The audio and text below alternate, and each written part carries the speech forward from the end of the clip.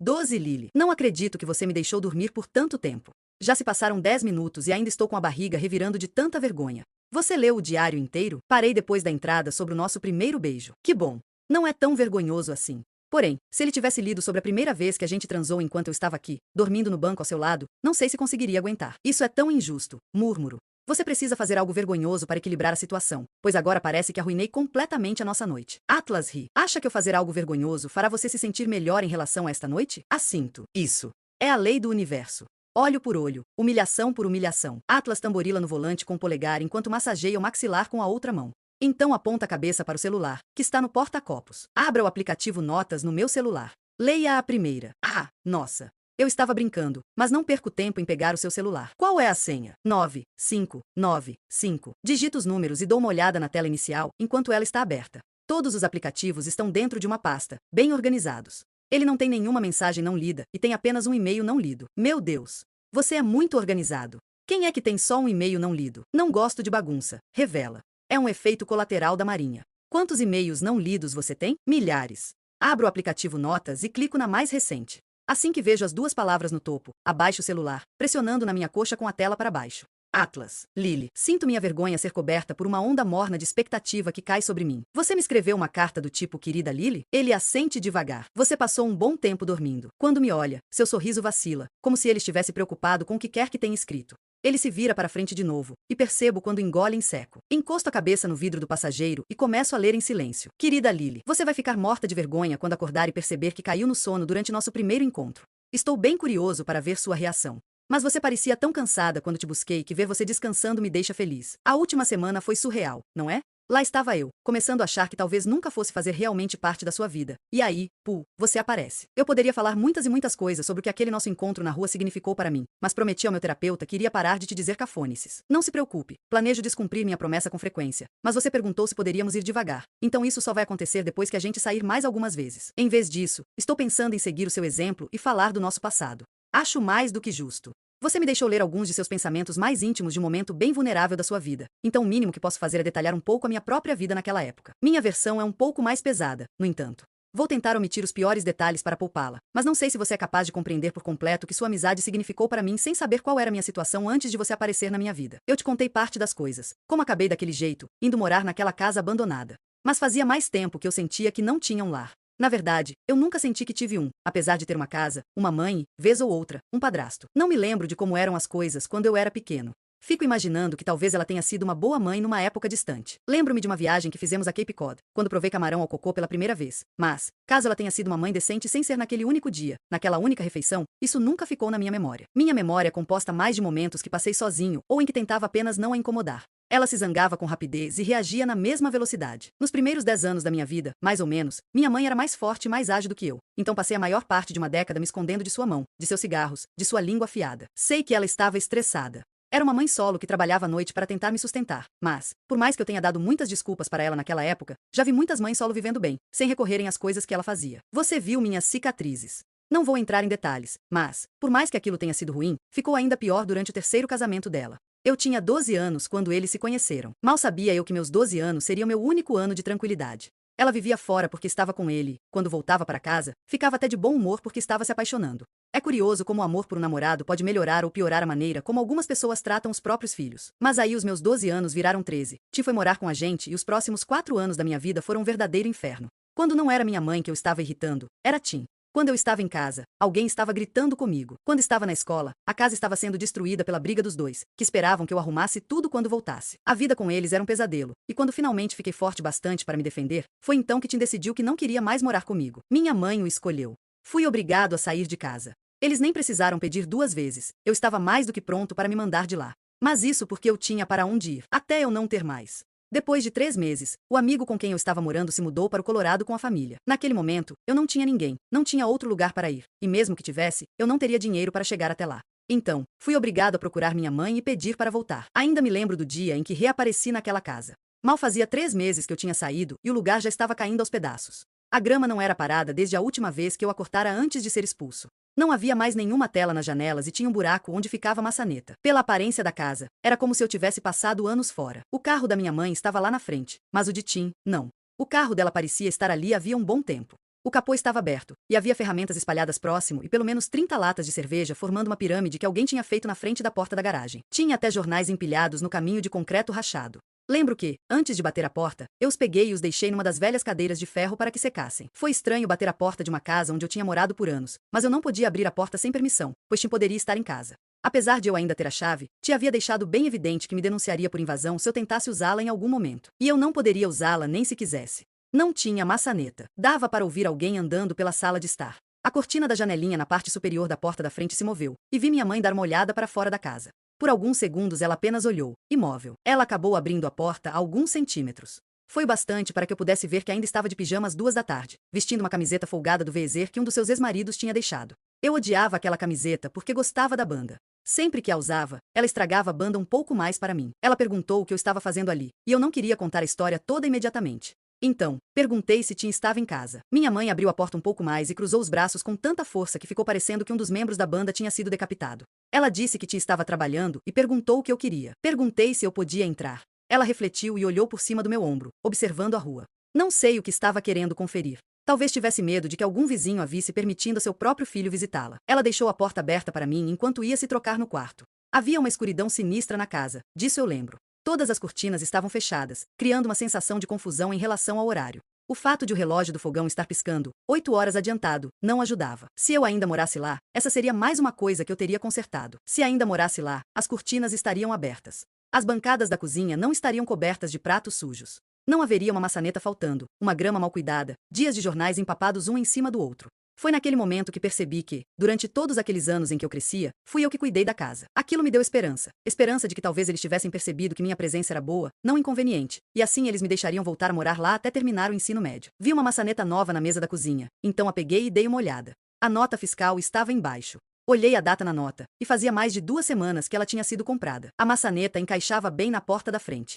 Não sei por que Ti não a instalara se já estava com ela havia 2 semanas, então achei as ferramentas numa gaveta da cozinha e abri a embalagem. Minha mãe demorou vários minutos para sair do quarto, mas, quando saiu, eu já tinha colocado a maçaneta nova na porta. Ela perguntou o que eu estava fazendo, então girei a maçaneta e abri a porta um pouquinho para lhe mostrar que estava funcionando. Nunca vou me esquecer da sua reação.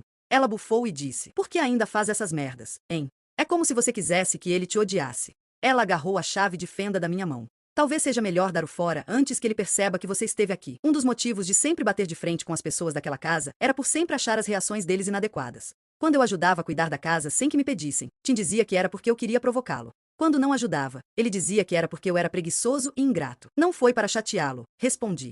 "Consertei sua maçaneta. Estava apenas tentando ajudar." Ele ia consertar assim que tivesse tempo. Parte do problema de Tim era que ele sempre tinha tempo. Nunca conseguia manter um emprego por mais de 6 meses e passava mais tempo apostando do que com minha mãe. Ele arranjou um emprego? Lembro que perguntei. "Está procurando." "E é isso que ele está fazendo agora?" Pela expressão dela, vi que Tim não estava atrás de emprego nenhum. Onde quer que ele estivesse, tenho certeza de que estava deixando minha mãe ainda mais endividada. É provável que a dívida dela tenha sido a gota final que me fez ser expulso de casa em primeiro lugar. Quando encontrei uma pilha de faturas de cartão de crédito no nome dela, vencidas e com os limites todos estourados, eu havia confrontado. Tim não gostava de ser confrontado. Preferia a minha versão pré-adolescente ao quase adulto que eu me tornará. Gostava da minha versão que ele podia empurrar sem ser empurrado de volta. Da minha versão que ele podia manipular sem que eu reclamasse. Aquela minha versão desapareceu entre os meus 15 e 16. Quando Tim percebeu que não podia mais me ameaçar fisicamente, ele tentou arruinar minha vida de outras maneiras, e uma delas foi me deixando sem ter onde morar. Acabei engolindo meu orgulho, indo direto ao ponto. Contei à minha mãe que não tinha para onde ir. A expressão dela não foi apenas de falta de empatia, foi de completa irritação. "Espero que não esteja me pedindo para voltar a morar aqui depois de tudo o que você fez." "Tudo o que eu fiz?" "Quer dizer, porque eu fui tirar satisfação com Tim depois que o vício dele em apostas te deixou endividada?" Foi então que ela me chamou de palhaço. Ou paralhaço, na verdade. Ela sempre pronunciava a palavra desse jeito. Tentei implorar, mas logo ela voltou a ser quem eu estava acostumado a ver. Jogou a chave de fenda em mim. Foi tão repentino e inesperado, pois nem estávamos discutindo no momento, que não consegui me abaixar a tempo. Fui atingido bem acima do olho esquerdo, no meio da sobrancelha. Passei os dedos pela testa e eles saíram manchados de sangue. Tudo o que eu tinha feito foi pedir para voltar. Eu não a desrespeitei. Não a xinguei. Apenas apareci, consertei sua porta e tentei conversar com ela, e acabei com um corte ensanguentado. Eu me lembro de olhar meus dedos, pensando, não foi Tim quem fez isso. Foi minha mãe. Por muito tempo, eu culpei Tim por tudo que dava errado naquela casa, mas tudo que dava errado naquela casa começava por ela. Tim apenas pegou um ambiente que já era terrível e o deixou ainda pior. Lembro de pensar que preferia morrer a voltar a morar com minha mãe. Até aquele momento, parte de mim ainda tinha alguns bons sentimentos em relação a ela.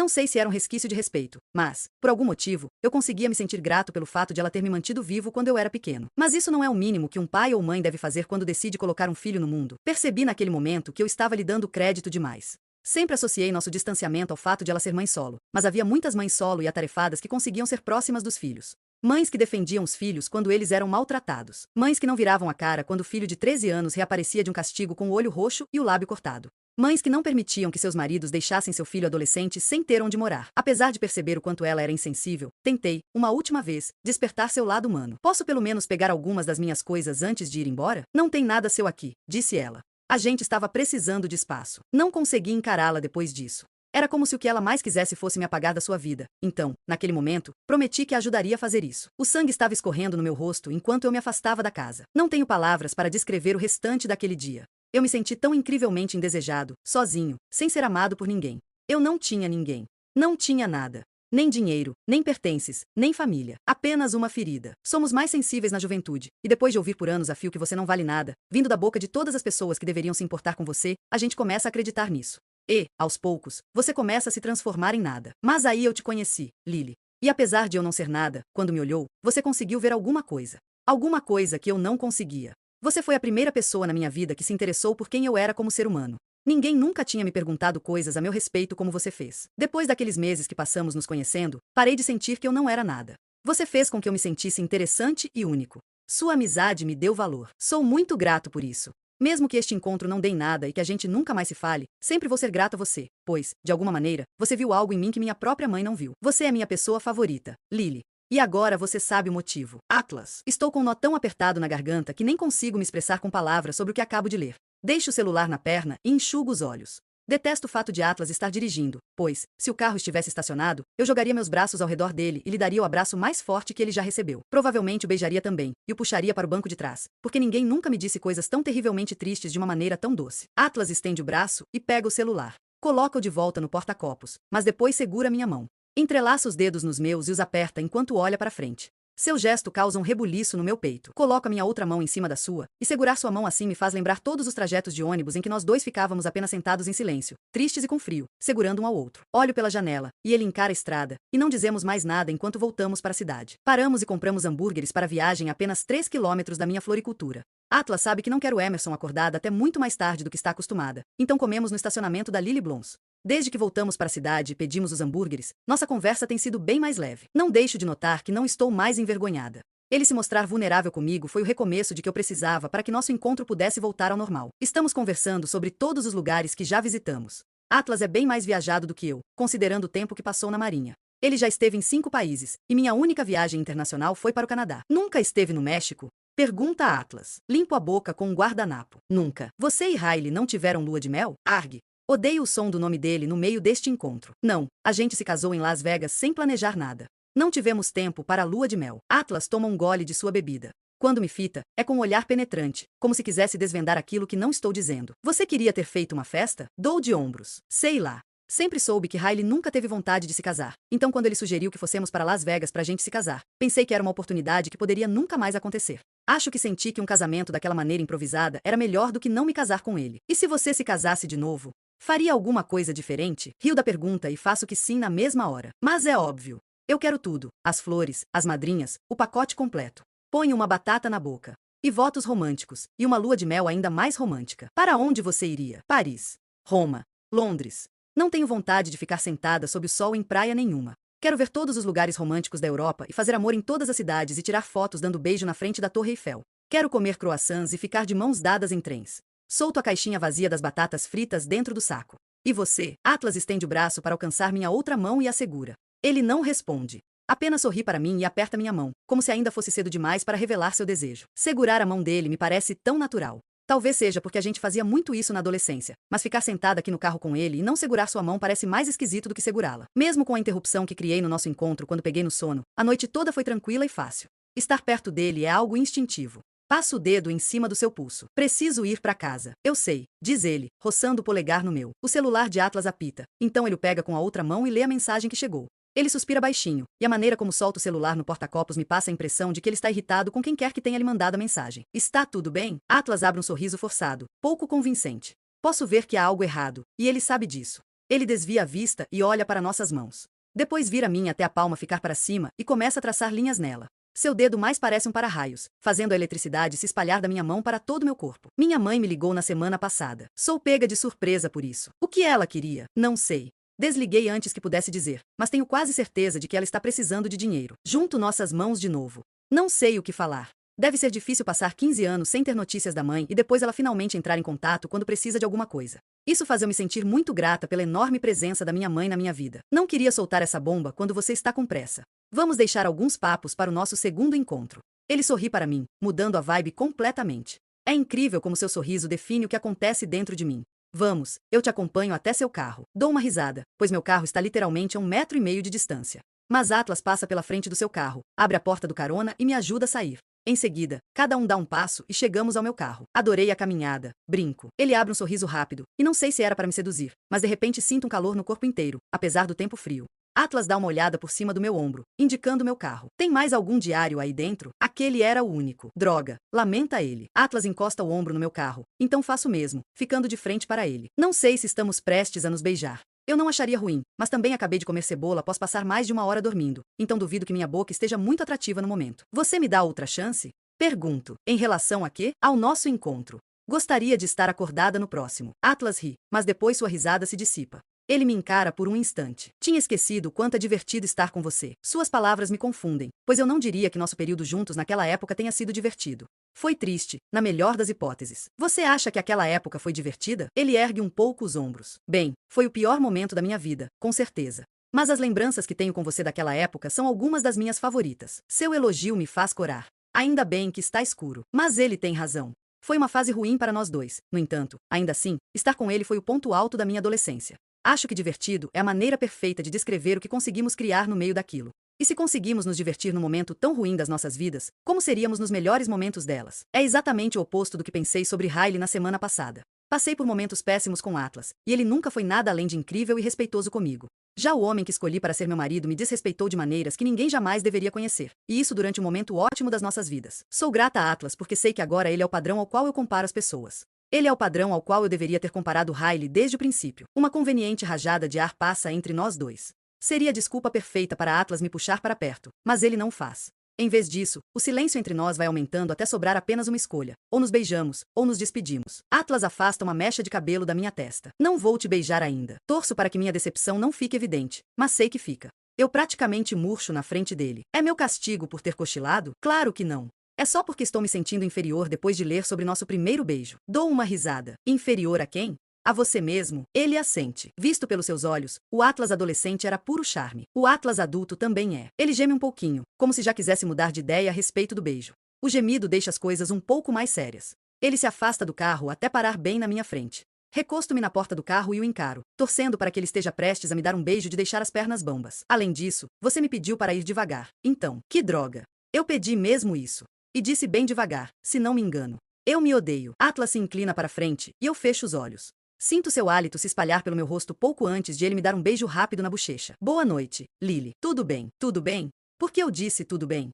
Estou tão nervosa. Atlas ri baixinho. Quando abro os olhos, ele está se afastando de mim, voltando para o lado do motorista do seu carro. Antes de ir embora, ele apoia o braço no teto do carro e diz: espero que consiga dormir esta noite. Assinto, mas não sei se será possível. Parece que toda a cafeína que consumi hoje está fazendo efeito de uma vez. E não vou conseguir dormir depois deste encontro. Vou ficar pensando na carta que ele escreveu para mim. E quando não estiver pensando nela, estarei reencenando mentalmente nosso primeiro beijo a noite inteira, pensando em como será a parte 2. Continue a nadar, nadar, nadar. Os sons familiares de Procurando Nemo estão vindo da sala de estar de Alice e Marshall quando abro a porta do apartamento deles. Quando passo pela cozinha, Marshall está na frente da geladeira com ambas as portas escancaradas. Ele me cumprimenta com a cabeça e eu aceno, mas não quero puxar papo com ele, pois mal posso esperar para abraçar Emerson. Quando entro na sala, fico chocada ao ver Riley no sofá. Ele não mencionou que estaria de folga hoje à noite.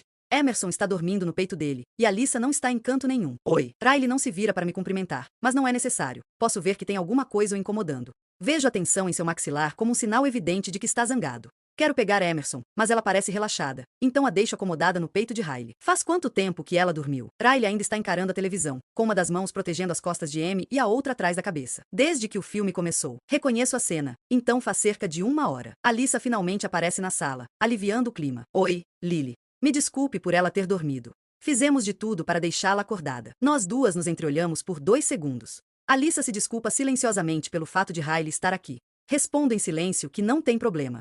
Eles são irmãos. Não posso esperar que ele não venha para cá quando sabe que ela está cuidando da nossa filha. Riley gesticula para Alyssa. Você pode colocar Emerson no Moisés? Preciso conversar com Lily. A rispidez em sua voz assusta nós duas. Eu e Alyssa voltamos a nos entreolhar enquanto ela tira Emerson do colo de Riley. A vontade de pegá-la só aumenta enquanto Alyssa a deixa no Moisés. Riley se levanta e, pela primeira vez desde que cheguei, faz contato visual comigo. Ele me olha da cabeça aos pés, reparando na roupa e nos saltos que estou usando. Observo enquanto engole em seco lentamente. Ele vira a cabeça para cima, indicando que quer conversar comigo no terraço da cobertura do prédio. Seja lá qual for a conversa, ele quer privacidade total. Ele sai do apartamento em direção ao terraço, e olho para Alyssa em busca de orientação. Quando Riley se afasta, ela avisa. Eu disse a ele que você tinha um evento hoje. Obrigada. Alyssa jurou que não contaria para Riley sobre meu encontro, mas não sei por que ele está tão zangado se não sabe onde eu estava. Por que ele está chateado? Alyssa dá de ombros. Não faço ideia. Ele parecia bem quando chegou aqui 1 hora atrás. Eu sei melhor do que ninguém que Riley é capaz de parecer bem num instante, no outro, parecer o oposto.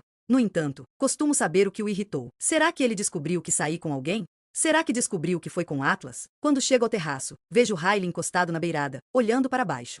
Já sinto um frio na barriga. Meus saltos estalam no piso enquanto vou até ele. Riley me olha rapidamente. Você está bonita. Ele diz como se fosse um insulto, não um elogio. Ou talvez seja apenas minha culpa falando. Obrigada. Eu me encosto na beirada, esperando que ele diga o que o está incomodando. Está voltando de um encontro? Eu estava num evento. Confirmo a mentira de Alyssa. Não adianta ser honesta com ele, pois ainda é cedo demais para saber se essa história com Atlas vai dar em alguma coisa, e a verdade só deixaria Riley ainda mais chateado. Pressiono as costas na beirada e cruzo os braços na frente do peito. O que foi, Riley? Ele faz uma pausa antes de finalmente falar. Eu nunca tinha visto aquele desenho antes de hoje. Ele está apenas tentando puxar papo ou está irritado com alguma coisa? Não estou entendendo nada dessa conversa. Mas aí a ficha cai. Eu juro, às vezes sou a maior idiota. É óbvio que ele está chateado. Certa vez, ele leu tudo que tinha nos meus diários. Ele sabe o quanto aquele filme é importante para mim depois de ler o que escrevi sobre a história. Mas, agora que ele finalmente o viu, imagino que tenha encaixado as peças. E pelo jeito, ele encaixou ainda mais peças também. Agora ele se vira e me olha como se estivesse se sentindo traído. Você colocou o nome Dory na nossa filha?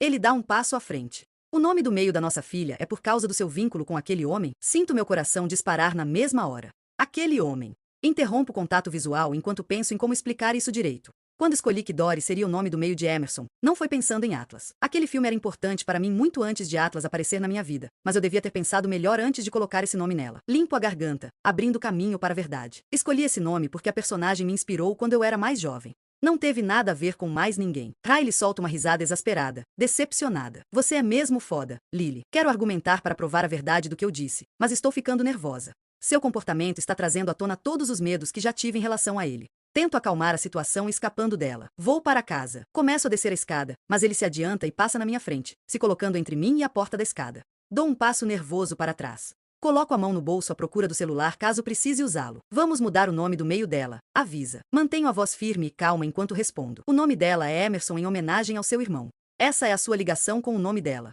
O nome do meio é a minha ligação. Acho mais do que justo. Você está procurando pelo em casca de ovo. Vou para o lado querendo passar, mas ele me acompanha. Dou uma olhada por cima do ombro para medir a distância entre mim e a beirada. Não que eu ache que ele vá me jogar, mas eu também não achava que ele era capaz de me empurrar escada abaixo. Ele sabe? Pergunta a Riley. Ele não precisa dizer o nome de Atlas para que eu saiba a quem está se referindo. Sou invadida pela culpa e fico preocupada por achar que Riley pode perceber isso. Atlas sabe que o nome do meio de Emerson é Dory porque fiz questão de lhe dizer. Mas estou sendo sincera, o nome não é por causa dele. O nome é por minha causa. Dory era minha personagem favorita antes mesmo de eu saber da existência de Atlas Corrigan. Eu admirava a força dela, e só escolhi esse nome para minha filha porque espero que ela tenha, acima de tudo, força. Porém, a reação de Riley está me dando vontade de me desculpar, porque procurando Nemo é mesmo importante para Atlas e para mim, algo que se tornou óbvio quando saí correndo atrás de Atlas na rua para lhe contar o nome dela. Talvez Riley tenha razão de estar com raiva. Essa é a questão. Contudo, Riley pode sentir raiva, mas isso não significa que eu mereço tudo que vem junto. Estou caindo de novo na mesma armadilha de esquecer que nenhuma ação minha justifica suas ações extremas do passado. Posso não ser perfeita, mas não mereço temer pela minha própria vida sempre que cometo um erro. E talvez esse erro de agora mereça ser mais discutido, mas não me sinto vontade para conversar sobre isso com Riley num terraço de cobertura sem nenhuma testemunha. Você está me deixando nervosa. Podemos voltar lá para baixo, por favor? O comportamento inteiro de Riley muda assim que digo isso. É como se o tamanho do insulto o abalasse. Lily, sério. Ele se afasta da porta e anda até o outro lado do terraço. A gente está discutindo. As pessoas discutem. Pelo amor de Deus. Ele se vira, me dando as costas. Lá vem o Gazliggin. Riley está tentando fazer com que eu ache que é loucura ter medo, apesar de meu medo ser mais do que justificado. Encaro por um instante e me pergunto se a discussão acabou ou se ele tem algo mais a dizer. Quero que esteja terminada, então abro a porta da escada. Lily, espere. Paro porque sua voz está bem mais calma, o que me faz pensar que talvez ele seja capaz de conversar sem descambar para nenhuma briga explosiva. Riley se aproxima de mim com a expressão sofrida. Desculpe. Você sabe como eu me sinto em relação a tudo que tem a ver com ele. Sei mesmo, e é exatamente por isso que estou tão dividida sobre a possibilidade de Atlas voltar a fazer parte da minha vida. Só de pensar em ter que confrontar Riley sobre isso me dá vontade de vomitar. Ainda mais agora. Fiquei chateado por descobrir que o nome do meio da nossa filha possa ter sido escolhido para me magoar. Você não pode esperar que uma coisa dessas não me afete. Eu me recosto na parede e cruzo os braços na frente do peito. Não teve nada a ver com você nem com Atlas. Foi uma coisa só minha. Juro, só de mencionar o nome de Atlas em voz alta parece deixar o ar entre nós dois mais tenso, como se fosse algo tangível que Riley pudesse esmurrar. Riley assente, a expressão tensa, mas parece aceitar a resposta. Para ser sincera, nem sei se ele deveria. Talvez, subconscientemente, eu tenha mesmo feito isso para magoá-lo. A esta altura, nem sei mais. A raiva dele está me fazendo questionar minhas próprias intenções. Tudo isso me parece familiar demais. Nós dois ficamos quietos por um tempo. Tudo que eu quero é ir atrás de Emerson, mas Riley parece ter mais a dizer, pois se aproxima e coloca a mão na parede atrás da minha cabeça. Fico aliviada por ele não parecer mais estar zangado, mas não sei se gosto da expressão no seu olhar que substituiu a raiva. Não é a primeira vez que ele me olha assim desde que nos separamos. Sinto meu corpo inteiro enrijecer com a mudança gradual em seu comportamento. Ele se aproxima alguns centímetros, ficando perto demais, e abaixa a cabeça. Lily, diz ele, a voz um sussurro áspero. O que a gente está fazendo? Não lhe respondo porque não sei o motivo da pergunta. Estamos tendo uma conversa. Uma conversa iniciada por ele. Riley ergue a mão e passa o dedo na gola do meu macacão, que está um pouco à mostra por baixo do meu casaco. Quando ele suspira, seu hálito atravessa meu cabelo. Tudo seria tão mais fácil se a gente pudesse simplesmente. Riley faz uma pausa, talvez para pensar no que está prestes a dizer. Nas palavras que não quero ouvir. Pare, sussurro, impedindo de terminar. Ele não conclui o pensamento, mas também não se afasta. Na verdade, parece até que chega ainda mais perto. Não fiz nada no passado para ele achar que pode se aproximar de mim desse jeito. Não faço nada que lhe dê esperanças de que teremos qualquer coisa além de uma relação coparental civilizada. É sempre ele que fica tentando ultrapassar os meus limites e chegar perto daquilo que eu considero aceitável. Francamente, cansei disso. E se eu tiver mudado? Pergunta ele. Mudado de verdade? Agora seus olhos estão cheios de sinceridade e sofrimento. Isso não me afeta nem um pouco. Nem um pouco mesmo. Para mim não faz diferença se você mudou, Riley. Eu espero que você tenha mudado. Mas não cabe a mim testar essa teoria. Essas palavras o abalam bastante. Vejo quando precisa de um momento para reprimir alguma resposta grosseira que sabe que não deve dar neste momento. Ele para de falar, para de me olhar, para de ficar grudado em mim. Riley bufa, frustrado, depois se afasta e se dirige para a escada. Tomara que esteja indo para o próprio apartamento. Ele bate a porta após entrar. Não vou atrás dele imediatamente, por motivos óbvios. Preciso de espaço. Preciso assimilar as coisas. Não é a primeira vez que Riley me pergunta o que estamos fazendo, como se nosso divórcio fosse algum joguinho meu. Às vezes ele diz isso casualmente, outras, por mensagem. Algumas vezes chega até a fazer piada. No entanto, toda vez que insinua o quanto nosso divórcio é um absurdo, reconheço o que está fazendo. É uma tática de manipulação. Ele acha que, se tratar nosso divórcio como uma bobagem nossa, eu vou acabar concordando e voltando com ele. A vida dele ficaria mais fácil se eu aceitasse de volta. Até as vidas de Alyssa e Marshall ficariam mais fáceis, pois os dois não precisariam lidar com nosso divórcio nem pisar em ovos com Riley. Mas a minha vida não ficaria mais fácil. Não é nada fácil temer pela própria segurança sempre que se pisa em falso. A vida de Emerson não ficaria mais fácil. Eu tive a vida dela. Não é nada fácil viver num lar daqueles. Espero minha raiva se dissipar antes de voltar lá para baixo, mas isso não acontece. Ela apenas vai aumentando a cada degrau que desço. É como se minha reação fosse intensa demais para o que acabou de acontecer, ou pode ser que eu tenha apenas me condicionado a sentir isso quando estou com Riley. Quem sabe não seja uma mistura disso com minha falta de sono. Ou ainda o encontro com Atlas que eu quase arruinei. O que quer que esteja causando uma reação tão forte me domina ainda mais quando estou diante da porta de Alyssa. Preciso de um instante para me recompor antes de ficar perto da minha filha, então me sento no corredor para chorar. Gosto de chorar sozinha. Acontece com certa regularidade, infelizmente, mas tenho me sentido sobrecarregada com frequência. O divórcio é cansativo, ser mãe solo é cansativo, cuidar de um negócio é cansativo, lidar com um ex-marido que ainda me assusta é cansativo. E também a pontada de medo que se infiltra na minha consciência quando Riley diz algo para insinuar que nosso divórcio foi um erro. Porque às vezes eu realmente me pergunto se minha vida não seria menos cansativa se eu tivesse um marido que ajudasse na criação da nossa filha. E às vezes me pergunto se não estou exagerando ao não deixar minha filha dormir na casa do pai. Relacionamentos e acordos de guarda compartilhada não vêm com manuais, infelizmente. Não sei se cada atitude que tomo é a correta, mas estou fazendo o melhor que posso. Não preciso da manipulação dele, muito menos do seu gaslighting. Queria estar em casa, onde poderia ir até meu porta-joias pegar minha lista de motivos. Eu deveria tirar uma foto para tê-la sempre no celular. Com certeza subestimo quanto as interações com Riley podem ser difíceis e confusas. Como as pessoas largam esses ciclos quando não têm os recursos que tive nem o apoio dos amigos e da família. Como elas se mantêm fortes em todos os segundos do dia. Me parece que basta um momento de fraqueza, de insegurança, na presença do ex para a pessoa se convencer de que tomou a decisão errada. Toda pessoa que já deixou um cônjuge manipulador e abusivo e conseguiu se manter longe dele merece uma medalha. Uma estátua. Um filme de super-herói. Cacete. É óbvio para mim que a sociedade tem idolatrado os heróis errados esse tempo todo, pois estou convencida de que erguer um prédio nos braços requer menos força do que abandonar de vez uma situação abusiva. Ainda estou chorando alguns minutos depois quando ouço a porta de Alyssa se abrir. Olho para cima e vejo Marshall saindo do apartamento com 2 sacos de lixo. Ele para ao me ver sentada no chão. Ele olha para os lados, como se esperasse que outra pessoa viesse me ajudar. Não que eu precise de ajuda. Eu precisava de um respiro, só isso. Marshall deixa os sacos no chão e se aproxima. Ele se senta na minha frente e estende as pernas. Coça o joelho desconfortavelmente. Não sei bem o que dizer. Não sou muito bom nisso. Seu constrangimento me faz rir no meio das lágrimas. Ergo a mão, frustrada. Eu estou bem. É que às vezes preciso chorar depois de uma briga com Riley. Só isso. Marshall dobra a perna como se estivesse prestes a se levantar e ir atrás de Riley. Ele te machucou? Não. Não, ele estava relativamente calmo. Marshall relaxa e se acomoda de novo. E não sei o porquê. Talvez seja por ele ter dado o azar de estar na minha frente agora. Mas lhe conto tudo o que estou pensando. Acho que o problema é justamente esse. Desta vez ele tinha mesmo o direito de estar irritado comigo e se manteve relativamente calmo. Às vezes a gente se desentende e não acontece nada além de uma discussão. E quando isso ocorre, eu começo a me perguntar se não foi um exagero pedir o divórcio. Quer dizer, sei que não foi exagero. Sei que não foi. Mas ele sabe plantar as sementinhas da dúvida em mim, como se talvez as coisas pudessem ter melhorado se eu tivesse apenas lhe dado mais tempo para melhorar. Eu me sinto mal por estar despejando tudo isso em Marshall. Não é justo com ele. Riley é seu melhor amigo. Desculpe. Isso não é problema seu. Alyssa me traiu. As palavras de Marshall me deixam tão perplexa que fico calada por uns 5 segundos. O quê? Faz muito tempo. A gente conseguiu se resolver, mas, cacete, doeu pra caramba. Ela partiu meu coração. Estou balançando a cabeça, tentando assimilar a informação. Ele continua falando, contudo, então tento acompanhar. Não estávamos num momento bom. Estudávamos em universidades diferentes, tentamos fazer o relacionamento à distância dar certo, e éramos jovens. E nem foi nada demais. Ela bebeu e pegou um cara qualquer numa festa antes de lembrar o quanto eu sou maravilhoso. Mas quando ela me contou, nunca senti tanta raiva na vida. Nada jamais me ferira daquele jeito. Quis retaliar, quis traí-la para ela saber como era, quis furar seus pneus e gastar todo o limite dos seus cartões de crédito e queimar todas as suas roupas. Mas, por mais que eu estivesse furioso, quando ela estava na minha frente, eu jamais, nem por um segundo, pensei em machucá-la fisicamente. Na verdade, eu só queria abraçá-la e chorar no ombro dela. Marshall me olha com sinceridade. Quando penso em Riley te batendo, sinto uma raiva absurda. Porque amo o cara. Amo mesmo. Ele é meu melhor amigo desde que éramos crianças. Mas também o odeio por ele não ser uma pessoa melhor. Nada do que você fez e nada do que você poderia fazer justificaria um homem pôr as mãos em você por raiva. Lembre-se disso, Lily. Você tomou a decisão certa ao sair daquela situação. E jamais deveria se sentir culpada por isso. Tudo o que você deveria sentir é orgulho. Eu não fazia ideia do quanto isso estava pesando em mim, mas as palavras de Marshall tiram um fardo tão grande de cima de mim que senti como se pudesse voar. Acho que essas palavras não seriam tão importantes se tivessem vindo de outra pessoa.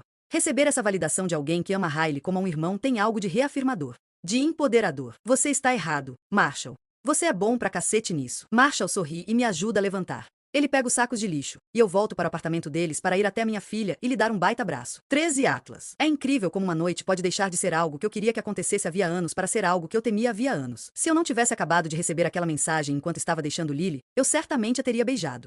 Mas não quero que haja nenhuma distração durante nosso primeiro beijo como adultos. A mensagem era de Darin me avisando que minha mãe estava no Bibs. Não contei a Lily da mensagem porque ainda não tinha lhe contado que minha mãe estava tentando voltar para minha vida. Então, assim que lhe contei que minha mãe tinha ligado, me arrependi. O encontro estava indo tão bem, e isso arriscava encerrá-lo de uma maneira tão triste. Não respondi a Darin porque não queria interromper meu tempo com Lily. Porém, mesmo depois que o encontro acabou e que fomos embora nos nossos próprios carros, não respondi a mensagem. Passei meia hora dirigindo sem rumo, tentando resolver o que ia fazer. Estou torcendo para que minha mãe tenha se cansado de me esperar. Demorei para voltar ao restaurante, mas agora estou aqui e preciso confrontar a situação. Ela parece querer falar comigo de qualquer forma. Estaciono no beco atrás do Bibs para poder sair pela porta dos fundos caso ela esteja esperando na entrada do restaurante ou sentada a uma mesa. Não sei se ela me reconheceria se me visse, mas prefiro ter a vantagem de me aproximar dela nos meus termos. Darin me vê entrar pelos fundos e se aproxima de mim na mesma hora. Recebeu minha mensagem? Faço que sim e tiro o casaco. Recebi. Ela ainda está aqui? Está. Insistiu em esperar. Coloquei A na mesa 8. Valeu. Darin me olha cautelosamente. Talvez eu esteja passando dos limites, mas juro que você me disse que sua mãe tinha morrido. Isso quase me faz rir. Eu nunca disse morrido. Disse que ela tinha partido. É diferente. Posso dizer a ela que você não vai voltar aqui hoje. Ele deve estar sentindo a tempestade se formando. Pode deixar. Tenho a sensação de que ela só vai embora depois que eu falar com ela. Darin assente e se vira para voltar à sua estação na cozinha. Ainda bem que ele não fez muitas perguntas, pois não sei por que ela está aqui nem quem ela é no momento. Deve estar querendo dinheiro. Caramba, eu lhe daria dinheiro se isso significasse não precisar mais lidar com suas ligações nem com suas visitas inesperadas. Deveria ter me preparado para isso. Vou até o escritório e pego algum dinheiro no cofre. Depois passo pelas portas da cozinha e entro no restaurante. Hesito antes de olhar para a mesa 8. Quando olho, fico aliviado de ver que ela está de costas para mim. Respiro fundo para me acalmar e vou até lá em seguida. Não quero abraçá-la nem fingir ser educado. Então, depois que fazemos contato visual, eu me sento na frente dela de uma vez, sem esperar. Quando me olha do outro lado da mesa, sua expressão de indiferença é a mesma de sempre. O canto da sua boca está um pouquinho voltado para baixo, mas é sempre assim. Embora não perceba, ela vive de cara fechada. Parece cansada. Faz apenas uns 13 anos que não a vejo, mas há décadas de novas rugas ao redor de seus olhos e de sua boca. Ela me observa por um instante. Sei que mudei demais desde a última vez que me viu, mas minha mãe não demonstra nenhuma surpresa em relação a isso. Está completamente impassível, como se fosse eu que devesse falar primeiro. Não falo. Tudo isso é seu? Pergunta, finalmente, gesticulando para o restaurante. Assinto. Nossa, qualquer pessoa que estivesse nos vendo acharia que ela está impressionada. Mas ninguém a conhece como eu. Essa palavra foi para me esculachar, como se ela estivesse dizendo, nossa, Atlas. Você não é inteligente o bastante para ter algo assim. De quanta grana você precisa? Ela revira os olhos. Não estou aqui porque quero dinheiro. Então o que foi? Precisa de um rim? De um coração? Ela se recosta na cadeira, apoiando as mãos no colo. Esqueci o quanto era difícil conversar com você. Então por que ainda tenta? Minha mãe semicerra os olhos. Ela só conhecia a versão de mim que se sentia intimidada por ela. Não me sinto mais assim. Apenas zangado e decepcionado. Ela bufa, depois traz os braços de volta para a mesa e os cruza, me olhando com atenção. Não consigo encontrar o Josh. Estava na esperança de que estivesse em contato com ele. Sei que faz muito tempo que não vejo minha mãe, mas não consigo de jeito nenhum lembrar quem é Josh. Quem diabos é Josh? Um namorado novo que ela acha que eu devia conhecer? Será que ela ainda está usando drogas? Ele vive fazendo isso, mas nunca por tanto tempo assim. Se não voltar para o colégio, estão ameaçando me denunciar por causa das faltas. Estou absolutamente perdido. Quem é Josh? Ela joga a cabeça para trás, como que irritada por eu não estar acompanhando. Josh. Seu irmão mais novo. Ele fugiu de novo. Meu irmão? Irmão. Sabia que os pais podem ser presos quando os filhos levam muitas faltas no colégio? Eu posso ser presa, Atlas. Eu tenho um irmão? Você sabia que eu estava grávida quando fugiu de casa? Eu não sabia mesmo. Eu não fugi de casa. Você me expulsou. Não sei porque preciso deixar óbvio esse fato. Ela sabe muito bem disso. Está apenas tentando se esquivar da culpa. Mas agora faz muito mais sentido ela ter me expulsado naquela época. Eles estavam com o bebê a caminho, e eu não me encaixava mais naquele cenário. Ergo os dois braços e entrelaço as mãos atrás da cabeça, frustrado, chocado. Depois os encosto na mesa de novo e me inclino para frente tentando entender. Eu tenho um irmão? Quantos anos ele tem? Quem é o? Ele é filho do Tim? Ele tem 11 anos. E sim, tinha o pai, mas ele foi embora anos atrás. Nem sei mais onde ele mora. Espero a ficha cair por completo. Eu estava esperando qualquer coisa, menos isso. Tenho tantas perguntas, mas o mais importante no momento é descobrir onde o menino está. Quando foi a última vez que o viu? Umas 2 semanas atrás. Responde. E você comunicou à polícia? Ela franze o rosto. Não. É óbvio que não. Ele não desapareceu, está apenas querendo encher meu saco. Tenho que colocar a mão nas têmporas para não erguer a voz. Ainda não entendo como ela me encontrou ou porque ela pensa que o menino de 11 anos está tentando dar uma lição nela, mas agora meu único objetivo é encontrá-lo. Você voltou a morar em Boston? Ele desapareceu aqui? Minha mãe faz uma cara de confusão. Voltei a morar? Parece que estamos falando 2 línguas diferentes. Você voltou a morar aqui ou ainda mora no Maine? Ah, meu Deus, sussurra ela, tentando lembrar. Eu voltei pra cá, tipo, uns 10 anos atrás. Josh era apenas um bebê. Ela está morando aqui faz 10 anos? Eles vão me prender, Atlas. O filho dela está desaparecido há 2 semanas, e ela está mais preocupada com a própria prisão do que com ele. Tem gente que não muda nunca. O que você precisa que eu faça? Sei lá. Estava esperando que ele tivesse entrado em contato com você e que talvez você soubesse onde ele estava. Mas se nem sabia que ele existia, por que ele entraria em contato comigo? Ele sabe que existo? O que ele sabe, além do seu nome? Nada. Você nunca esteve por perto. A adrenalina me invade e fico chocado de ainda estar sentado na frente dela. Meu corpo inteiro está tenso quando me inclino para frente. Deixe-me entender isso direito. Tenho um irmão mais novo que eu nem sabia que existia, e ele acha que eu não dava mínima para ele? Não acho que ele pense muito em você, Atlas.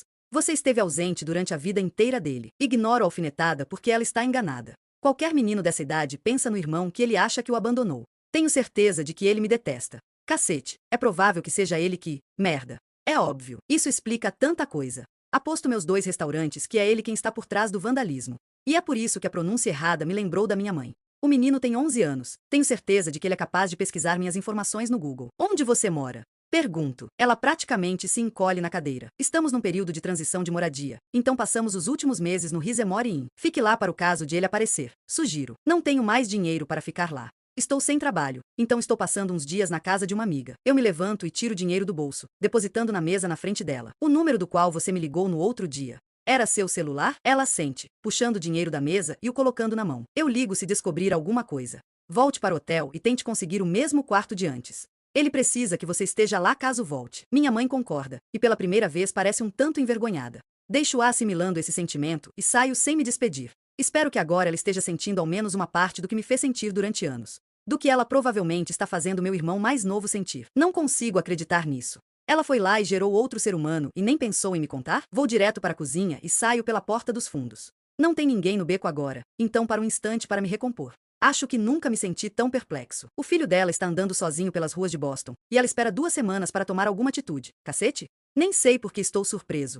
É quem ela é. É quem sempre foi. Meu telefone começa a tocar. Estou tão nervoso que quero atirá-lo na caçamba. Mas, quando vejo que é Lily me ligando pelo FaceTime, eu me acalmo. Deslizo o dedo na tela, pronto para lhe dizer que não é um bom momento. Mas quando seu rosto surge, o momento parece perfeito. É um alívio ter notícias dela, embora faça apenas 1 hora que a gente se despediu. Eu daria tudo para entrar no celular e abraçá-la. Oi, digo, tentando manter a voz tranquila, mas há uma rispidez que fica evidente. Ela percebe, pois fica preocupada. Você está bem? Faço que sim. Depois que voltei para o trabalho, tudo meio que deu errado. Mas estou bem. Ela abre um sorriso, mas um pouco triste. Pois é, minha noite também deu errado. Não tinha percebido antes, mas parece que ela esteve chorando. Seus olhos estão embaçados e um pouco inchados. Você está bem? Ela se força a sorrir de novo. Vou ficar. Só queria te agradecer pela noite antes de ir dormir. Odeio o fato de ela não estar bem na minha frente agora. Não gosto de vê-la triste. Isso me lembra muito de todas as vezes que a vi triste quando éramos mais jovens. Pelo menos naquela época eu estava perto bastante para abraçá-la. Talvez eu ainda possa. Um abraço faria você se sentir melhor? É óbvio.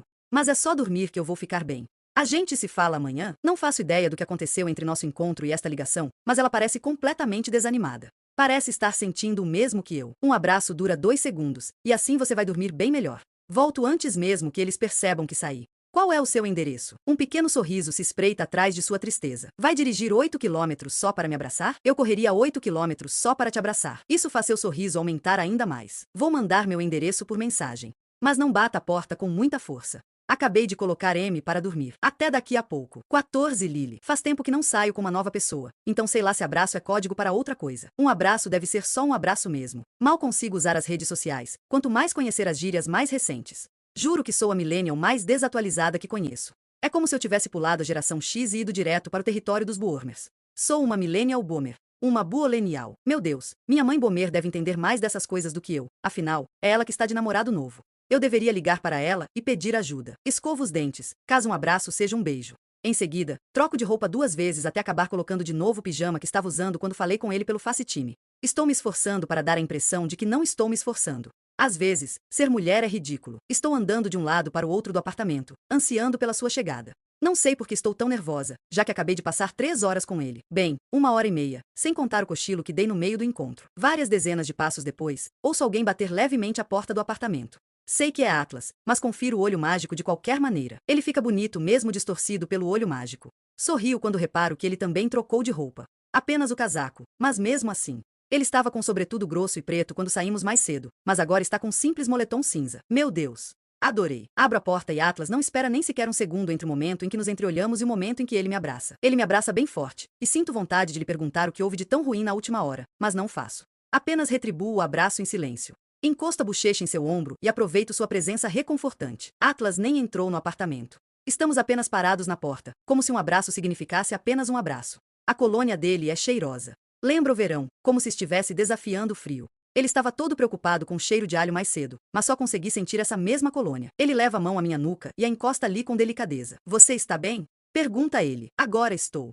Minha resposta é abafada pelo corpo dele. E você? Ele suspira, mas não diz que está bem. Apenas deixa a resposta pairando no ar que expira, e então me solta devagar. Atlas ergue a mão e passa os dedos numa mecha do meu cabelo. Espero que consiga dormir um pouco esta noite. Você também. Não vou para casa. Vou passar a noite no restaurante. Ele balança a cabeça como se não devesse ter dito nada. É uma longa história, e preciso voltar. Amanhã eu te conto tudo. Quero convidá-lo para entrar e pedir que explique todos os detalhes agora, mas me parece que ele já teria falado se quisesse. Não estou nada a fim de conversar sobre o que aconteceu com Riley, então não vou obrigá-la a falar sobre o que quer que tenha estragado a noite dele. Queria apenas poder animá-lo um pouco de alguma maneira. Fico empolgada quando penso em algo que talvez funcione. Está querendo algo novo para ler? Seus olhos brilham com uma centelha de entusiasmo. Na verdade, estou. Espere aqui. Vou até o quarto e olho na minha caixa de coisas, procurando o próximo diário. Depois que o encontro, levo-o até ele. Este aqui é um pouco mais explícito. Provoco. Atlas pega o diário com uma das mãos, coloca o outro braço na minha lombar e me puxa para perto. Então, de repente, ele me dá um selinho. É tão rápido e delicado que só percebo que ele me beijou depois que acaba. Boa noite, Lily. Boa noite, Atlas. Não nos mexemos. Parece que vai doer se a gente se separar. Atlas me puxa para ainda mais perto e encosta os lábios no ponto da minha clavícula, onde minha tatuagem está escondida por baixo da blusa.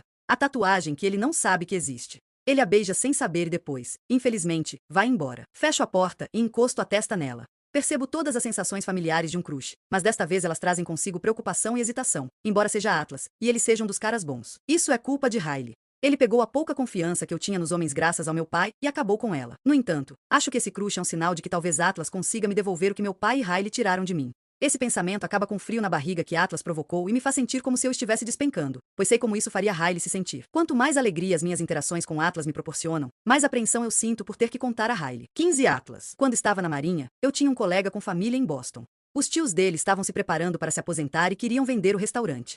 Ele se chamava Milas, e quando conheci durante as férias, me apaixonei completamente pelo local. Até poderia dizer que foi pela comida ou pelo fato de ele ficar em Boston, mas a verdade é que me apaixonei por ele devido à árvore que crescia bem no meio do restaurante. A árvore me lembrava de Lily. Se é para ter alguma lembrança do seu primeiro amor, as árvores deveriam ser a última opção. Elas estão por toda parte. E deve ser por isso que tenho pensado em Lily todo santo dia desde que eu tinha 18 anos, mas também pode ser porque, até hoje, sinto que devo minha vida a ela. Não sei muito bem se foi a árvore ou o fato de o restaurante vir quase totalmente equipado e com funcionários, mas tive o ímpeto de comprá-lo quando ficou disponível. Não era meu objetivo ter um restaurante logo após sair da Marinha. Eu planejava trabalhar como chefe para adquirir experiência, mas, quando a oportunidade surgiu, não consegui deixar escapar. Usei o dinheiro que tinha poupado durante meu período na Marinha, fiz um empréstimo, comprei o restaurante, mudei o nome e criei um cardápio novinho em folha. Às vezes me sinto culpado pelo sucesso do Bibs, como se não fosse mérito meu. Eu não apenas herdei os funcionários, que já sabiam o que estavam fazendo, também herdei clientes.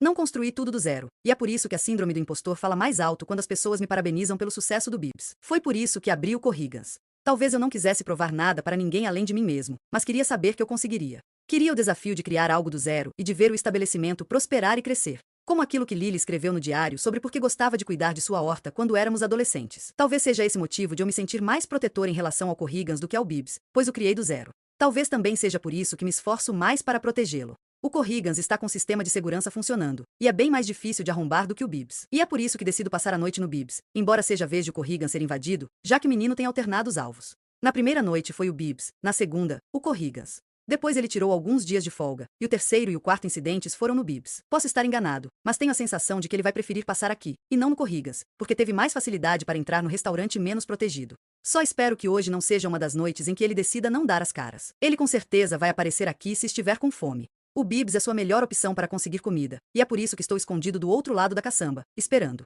Peguei uma das cadeiras velhas que os fumantes usam e estou lendo para passar o tempo. As palavras de Lily têm feito companhia a mim, e a companhia tem sido tão boa que, em vários momentos, fiquei tão vidrado no diário que esqueci que deveria estar vigiando. Não sei ao certo se quem tem vandalizado meus restaurantes tem a mesma mãe que eu, mas faz sentido devido ao momento. E também faz sentido o menino que me despreza pichar aqueles insultos.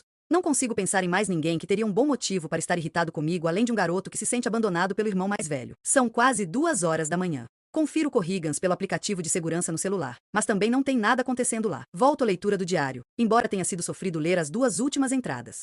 Não sabia o quanto minha mudança para Boston tinha afetado Lily quando ela era mais jovem. Na minha cabeça, com aquela idade, eu era um inconveniente para ela. Não fazia ideia do quanto ela achava que eu acrescentava à sua vida. Ler as cartas escritas naquela época tem sido bem mais difícil do que eu imaginava. Achei que seria divertido ler seus pensamentos, mas, quando comecei, lembrei o quanto nossas infâncias foram cruéis conosco. Já não penso tanto nesse assunto porque me sinto muito distante da vida que levava naquela época. Mas, pelo jeito, esta semana está me fazendo voltar àqueles momentos de diversas maneiras. As informações nos diários, minha mãe, a descoberta de que tenho um irmão. Parece que tudo aquilo de que tentei fugir formou um vazamento vagaroso que agora ameaça me afogar. Mas aí tem Lily, que reapareceu na minha vida no momento perfeito. Parece que ela sempre retorna quando preciso de um salva-vidas. Folhei o resto do diário e vejo que já estou na metade da última entrada.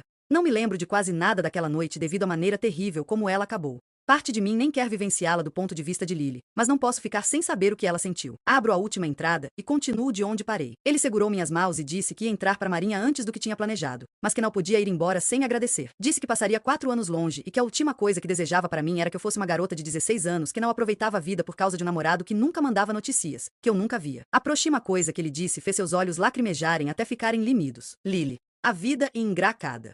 A gente só tem alguns anos para viver, então precisamos fazer o possível para viver esses anos intensamente. Não devemos perder tempo com coisas que talvez aconteça algum dia ou ento nunca. Entendi o que ele estava dizendo. Que ia se alistar e não queria que eu me prendesse a ele enquanto estivesse longe. Ele não estava terminando nada comigo porque nunca estivemos realmente juntos. E Ramos só 2 pessoas que se ajudavam quando era preciso e que fundiram seus coracos um ao outro no meio do caminho. Foi difícil ver alguém que nunca ficou comigo de verdade se afastar de mim. Durante todo o tempo que passamos juntos, acho que não é esse meio que sabíamos que não era algo para sempre. Não sei porquê, afinal eu poderia facilmente amá-lo desse jeito. Acho que talvez em circunstâncias normais, se estivéssemos juntos como típicos adolescentes, e ele tivesse uma vida comum com uma casa, no S2 poderíamos ser esse casal.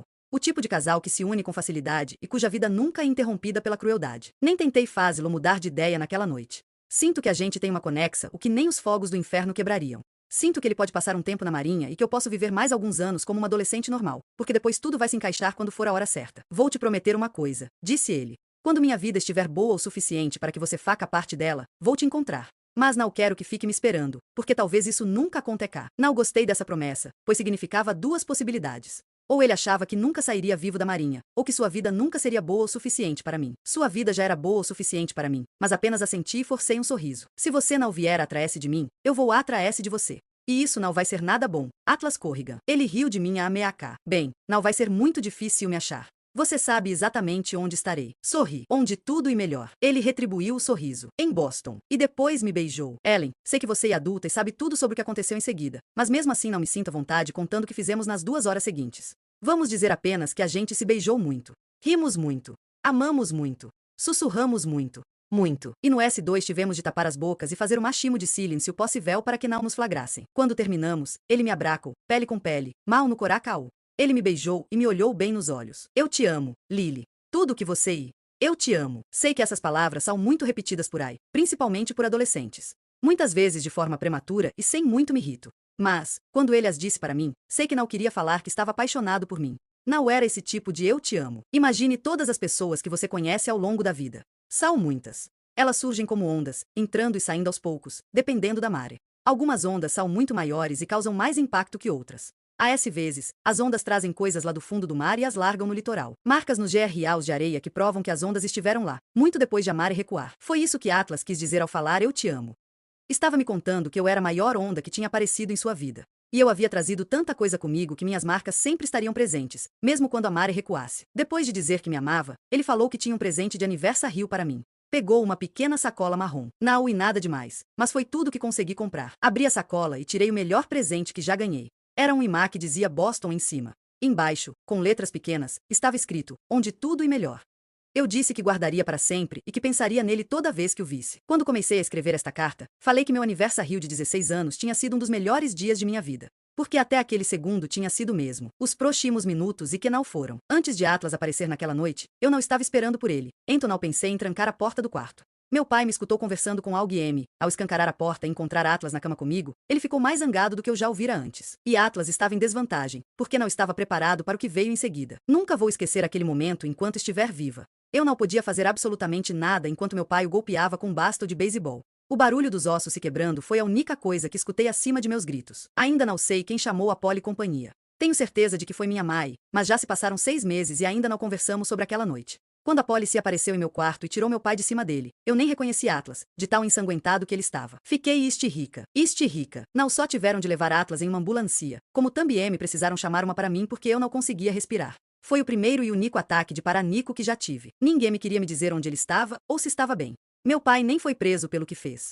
Espalharam a notícia de que Atlas estava naquela casa antiga, sem ter onde morar. Meu pai foi venerado pelo ato heróico, por ter salvado a filhinha do mendigo que a manipulou para que transasse com ele. Meu pai disse que eu tinha envergonhado a família, dando motivos para a cidade inteira fofocar. E vou te contar, até hoje falam sobre isso. Hoje de manhã escutei Kate dizer a alguém no ônibus que tentou me alertar sobre Atlas.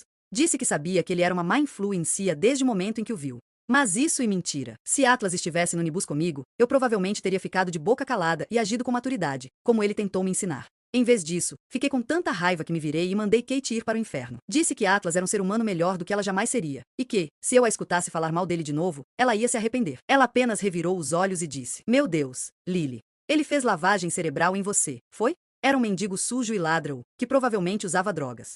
Ele te usou porque queria comida e sexo, e agora você o está defendendo? Ela teve sorte de o Unibus chegar à minha casa bem naquele instante. Peguei minha mochila, saí do Unibus, entrei em casa e passei TRS horas chorando no quarto.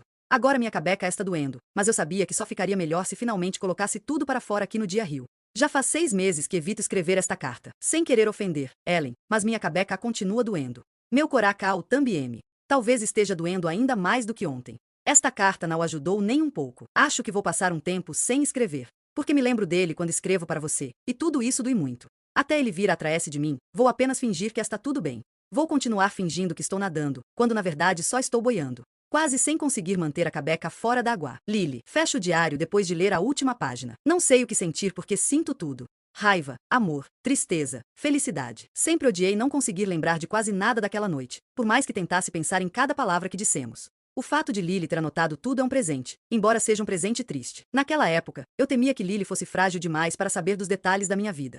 Eu queria protegê-la das coisas negativas que estavam acontecendo, mas ler suas palavras me mostrou que Lily não precisava ser protegida. Pelo contrário, ela poderia até ter me ajudado a enfrentá-las. Sinto vontade de escrever outra carta para ela, mas, acima de tudo, sinto vontade de estar com ela, de conversar sobre tudo isso pessoalmente. Sei que estamos indo devagar, mas, quanto mais tempo passo perto dela, mais fico impaciente para reencontrá-la. Eu me levanto para guardar o diário e pegar algo para beber enquanto espero, mas paro assim que fico de pé. Há um poste no começo do beco iluminando o restaurante, e tem uma sombra se movendo na luz. A sombra passa na frente do restaurante indo na outra direção, como se o dono da sombra estivesse vindo para perto de mim. Recuo para continuar escondido. Alguém aparece. Um garoto se aproxima da porta dos fundos. Não sei se esse garoto é meu irmão, mas com certeza é a mesma pessoa que vi na gravação da câmera do Corrigas. Mesmas roupas, mesmo moletom com capuz na cabeça. Continuo escondido, observando, e a cada segundo que passa me convenço mais de que ele é exatamente quem eu acho. Ele tem o porte parecido com o meu. Até se move como eu. Sou tomado por uma energia ansiosa, pois quero conhecê-lo. Quero lhe dizer que não estou com raiva e que sei pelo que ele está passando. Acho que eu não estava irritado com o vândalo nem mesmo antes de saber que talvez fosse meu irmão.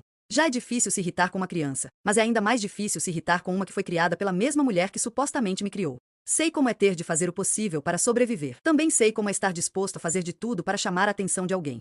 De qualquer pessoa. Houve momentos na minha infância em que eu só queria ser percebido, e tenho a sensação de que é exatamente isso que está acontecendo aqui. Ele está querendo ser flagrado. Acima de tudo, ele quer ser notado. Ele vem até a porta dos fundos do restaurante sem nenhuma hesitação. Já está familiarizado com o lugar. Confere a porta para ver se está trancada. Como não abre, ele tira do moletom uma nova lata de tinta spray. Espero até que a erga, e é quando decido revelar minha presença. Você está segurando errado. Minha voz o sobressalta. Quando ele se vira e me encara, percebo quanto é jovem e sinto um grande aperto no coração, como se ele estivesse prestes a estourar. Tento imaginar Theo sozinho aqui, no meio de uma noite assim. Ainda há algo infantil no medo em seus olhos. Quando começo a me aproximar, ele dá um passo para trás, procurando uma maneira de escapar depressa. Mas não tenta correr. Sei que ele está curioso para ver o que vai acontecer. Não é por isso que tem vindo aqui noite após noite. Estendo a mão para pegar a lata de tinta spray. Ele hesita, mas me dá. Demonstro como segurar a lata direito. Se fizer assim, não vai pingar. Você está segurando perto demais. Enquanto ele me observa, todas as emoções passam pelo seu rosto. Raiva, admiração, traição. Ficamos em silêncio enquanto notamos o quanto somos parecidos. Nós dois puxamos a nossa mãe. Mesma mandíbula, mesmos olhos claros, mesma boca, até a mesma testa involuntariamente franzida. É muita coisa para assimilar. Eu já estava conformado com a ideia de não ter família, mas cá está ele, em carne e osso. Penso no que ele deve estar sentindo enquanto me encara. Raiva, obviamente. Decepção. Encosto o ombro na parede, olhando com total franqueza. Não sabia que você existia, Josh. Só descobri algumas horas atrás. O menino enfia as mãos nos bolsos do moletom e encara os próprios pés. Que mentira do cacete, murmura ele. Fico triste ao ver essa frieza em alguém tão novo. Ignoro a sua resposta raivosa e pego as chaves para destrancar a porta dos fundos do restaurante. Está com fome? Seguro a porta aberta para ele. Ele me olha como se quisesse sair correndo, mas, após um instante de relutância, abaixa a cabeça e entra. Acendo a luz e vou até a cozinha. Pego os ingredientes para lhe fazer um queijo quente e começo a prepará-lo enquanto ele anda lentamente pelo aposento, assimilando tudo. Josh toca nas coisas, abre gavetas, armários. Talvez esteja conferindo o que tem para a próxima vez que decidir arrombar. Ou talvez sua curiosidade seja para disfarçar o medo. Estou colocando o sanduíche no prato quando ele finalmente diz: Como sabe quem sou se não sabia que eu existia? Talvez isso seja o começo de uma longa conversa, e prefiro tê-la com ele numa posição mais confortável. Não tem nenhuma mesa aqui atrás com lugar para sentar, então aponto para as portas que levam ao salão do restaurante. As placas de saída proporcionam iluminação suficiente, então não preciso acender nenhuma luz. Sente-se aqui. Aponto para a mesa 8, e ele se acomoda no mesmo lugar onde nossa mãe se sentou mais cedo. O que você quer beber? Josh engole em seco, depois dá de ombros. Tanto faz. Volto para a cozinha, pego um copo de água gelada e o empurro por cima da mesa. Ele toma metade de uma vez só. Sua mãe esteve aqui hoje à noite. Digo. Ela está te procurando. Ele faz cara de que não se importa e continua comendo. Onde você está dormindo? Por aí. Responde ele com a boca cheia. Está indo à escola? Não recentemente. Deixo dar algumas mordidas antes de continuar. A última coisa que eu quero é assustá-lo por ter feito perguntas demais. Por que fugiu de casa? Pergunto. Por causa dela? De Sutton, assinto. Penso no tipo de relação que os dois têm, se ele nem mesmo se refere a ela como mãe. Pois é, a gente brigou. A gente sempre briga por qualquer merda. Ele termina o queijo quente e bebe o restante da água. E seu pai? Tim. Foi embora quando eu era pequeno. Seus olhos percorrem o salão e se fixam na árvore. Quando me olha de volta, ele inclina a cabeça. Você é rico? Se eu fosse, não te contaria. Você já tentou me roubar 4 vezes. Vejo um sorrisinho se insinuando em sua boca, mas ele se recusa a sorrir para valer. Josh relaxa um pouco mais no encosto, afastando o capuz do rosto. Mechas de cabelo castanho oleoso caem para frente, e ele as empurra para trás. Seu cabelo parece estar precisando de um corte um bom tempo, com laterais longas e irregulares demais para serem propositais. Ela disse que você foi embora por minha causa. Disse que você não queria um irmão. Preciso conter minha irritação. Puxo o prato vazio e o copo para perto de mim e me levanto. Só soube de você hoje, Josh. Juro. Teria ficado por perto se soubesse. Ele me olha de seu lugar, me observando. Querendo saber se pode confiar em mim. Agora você já sabe que eu existo. Josh diz isso como se estivesse me desafiando a agir de uma maneira melhor. A provar que ele não precisa esperar só coisas ruins do mundo. Aponto a cabeça para as portas da cozinha. Tem razão. Vamos. Ele não se levanta de imediato. Para onde? Minha casa. Tem um quarto para você, contanto que pare de ficar xingando tanto. Ele ergue a sobrancelha. Por acaso você é algum fanático religioso? É? Gesticulo para que ele se levante. Um menino de 11 anos xingando o tempo todo cheira desespero. É só aos 14 anos que isso passa a ser coisa de gente descolada. Não tenho 11 anos. Tenho 12. Ah. Ela disse que você tinha 11. Mesmo assim, você é novo demais para ser descolado. Josh se levanta e vem para a cozinha atrás de mim. Eu me viro para ele enquanto empurro as portas para trás. E, só para você saber, você escreve palhaço errado.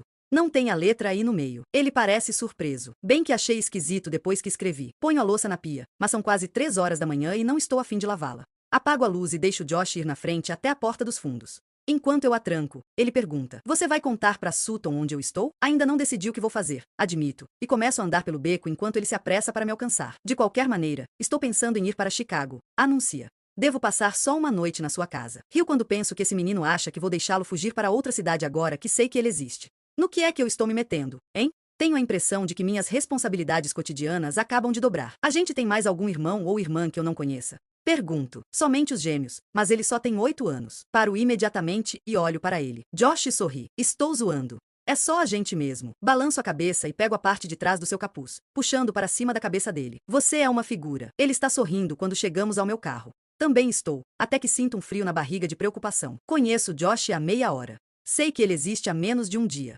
Mas agora estou com a sensação de que vou protegê-lo pelo resto da vida. 16 Lily. A pessoa perde as manhãs depois que tem filhos. Eu costumava abrir os olhos e passar vários minutos deitada antes de pegar o celular e ver tudo que perdi enquanto dormia. Tomava um café e planejava mentalmente o dia enquanto tomava banho. Agora que tenho M, porém, seu choro matinal me arranca da cama e eu vivo em função dela antes mesmo de ter tempo de fazer xixi. Corro para trocar sua fralda, corro para vesti-la, corro para alimentá-la. Quando termino minhas tarefas maternais, já estou atrasada para o trabalho e mal tenho tempo de cuidar de mim mesma. É por isso que gosto das manhãs de domingo. Parece que é o único dia da semana em que consigo sentir uma certa calma. Quando Amy acorda no domingo, sempre a coloco na cama comigo. Ficamos deitadas juntas e a escuto balbuciar, sem nenhuma pressa para levantar ou ir a outro lugar. Às vezes, como agora, ela volta a dormir e tudo que faço é fitá-la por longos períodos, maravilhada com o encanto que é a maternidade. Pego o celular e tiro uma foto de Amy para enviar a Riley, mas hesito antes de apertar o botão. Não sinto nenhuma falta dele, mas, em momentos como este, fico triste por Riley não poder compartilhar isso com a gente ou por eu não poder compartilhar os instantes de alegria que eles têm juntos. Não há nada melhor do que curtir a criança que você gerou com a pessoa que também a criou, e é por isso que sempre tento mandar fotos e vídeos para ele.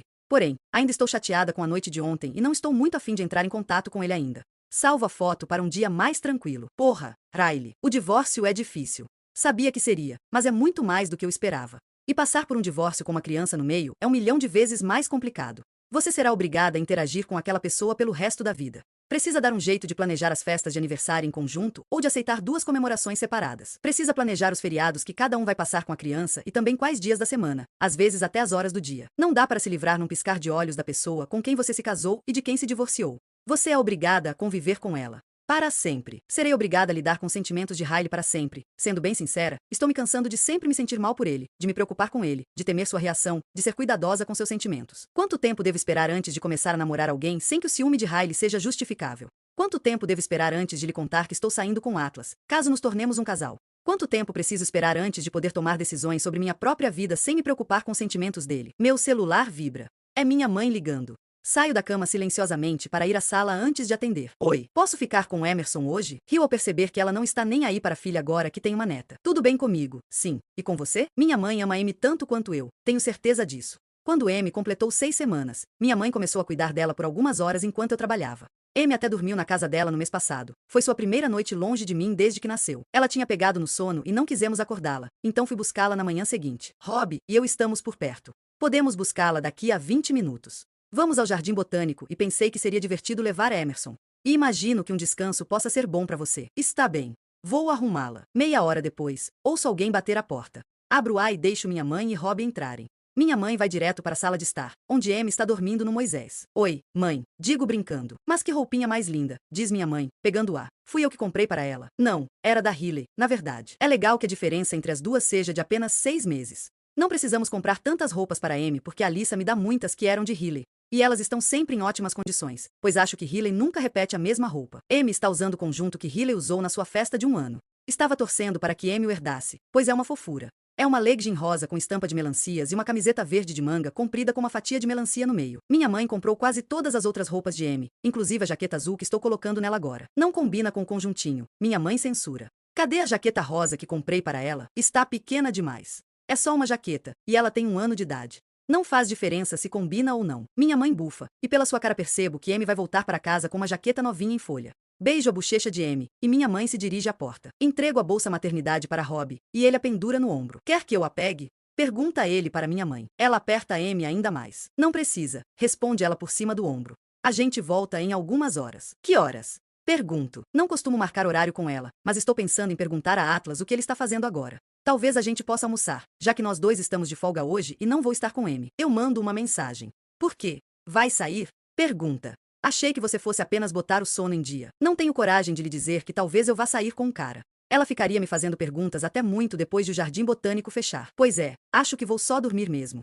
Mas deixo o celular ligado. Divirtam-se. Minha mãe já saiu e está no corredor, mas Rob para e me olha. Lembre-se de parar o carro na mesma vaga. Se estacionar em outro lugar, ela vai perceber e vai fazer perguntas. Rob dá uma piscadela, deixando evidente que me entende melhor do que ela. Valeu pela dica. Sussurro. Fecho a porta e vou procurar o celular. Arrumei M para o passeio na pressa, então não olho o celular desde que encerrei a ligação com minha mãe. Tenho uma chamada perdida de Atlas de 20 minutos atrás. Sinto um frio de expectativa na barriga. Espero que ele esteja de folga hoje. Uso a câmera do celular para conferir minha aparência e faço uma chamada de vídeo para ele. Na primeira vez que Atlas me ligou pelo FaceTime, eu detestei, mas agora essa me parece a opção mais natural. Sempre quero vê-lo.